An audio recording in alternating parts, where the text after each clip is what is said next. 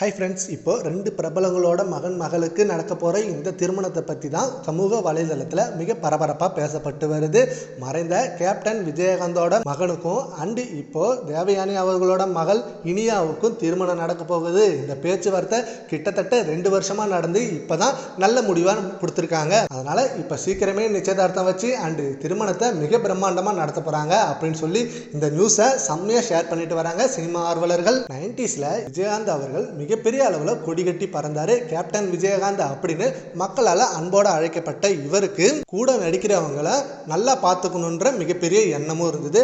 அது எந்த நடிகராக இருந்தாலும் சரி, நடிகையாக இருந்தாலும் சரி, அவங்க நல்லா சாப்பிடணும் அண்டு அவங்களுக்கு படத்தில் நடிக்க நல்ல சம்பளம் கொடுக்கணும் அண்டு அவங்க ரொம்ப சகஜமாக இருக்கணும், எந்த ஒரு தொந்தரவும் இருக்கக்கூடாது, ரொம்ப கம்ஃபர்ட் ஜோனில் வச்சிருப்பாரு விஜயகாந்த் அவர்கள். இதனாலே அவர் கூட ஒர்க் பண்ண எல்லாருமே ரொம்ப ஆசைப்படுவாங்க. அண்ட் அதே போல் ப்ரொடியூசருக்கு எந்த நஷ்டமும் வரக்கூடாது, அப்படி நஷ்டம் ஏற்பட்டால் நான் என்னோட சம்பளத்திலேருந்து எடுத்துவாங்க அப்படின்னு சொல்கிற ஒரே ஆள் கேப்டன் விஜயகாந்த் தான். அண்டு அப்போ அவர் சினிமா துறையில் திரைப்பட சங்க தலைவராக இருந்தப்ப தமிழ் திரைப்பட சங்கம் ரொம்ப நஷ்டத்தில் போணுச்சு. அப்போ இவர் வெளிநாட்டில் போயிட்டு ஷோ நடத்தி மிகப்பெரிய அளவில் காசு சம்பாரித்து அதை தமிழ் திரைப்பட சங்கத்துக்கு கொடுத்தாரு. அது எல்லாத்துக்கும் முன்னணி நடத்தினவர் விஜயகாந்த் தான். அப்படி ஒரு மாபெரும் நடிகர், மாபெரும் நல்ல மனிதர் அப்படின்னு சொல்லி இப்போ வரைக்கும் அவர் மனசில் நீங்க நினைவில் தான் இருக்காரு மக்கள் மத்தியில். அண்டு அதுக்கப்புறம் இவர் கட்சி ஆரம்பித்தார்.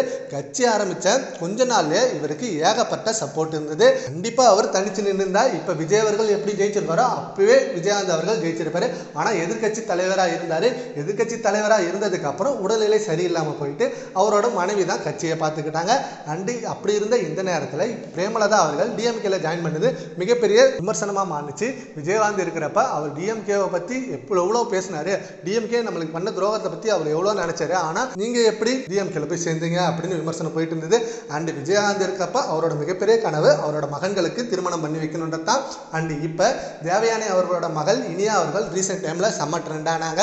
சரிகமப நிகழ்ச்சியில் செம்மையான ஷோவில் செம்மையான டேலண்ட்டை வெளிப்படுத்தினாங்க. அண்ட் அவரோட வாய்ஸுக்கு அவ்வளோ ஃபாலோவர்ஸ் இருந்தது, அவ்வளோ ஃபேமஸ் ஆனாங்க.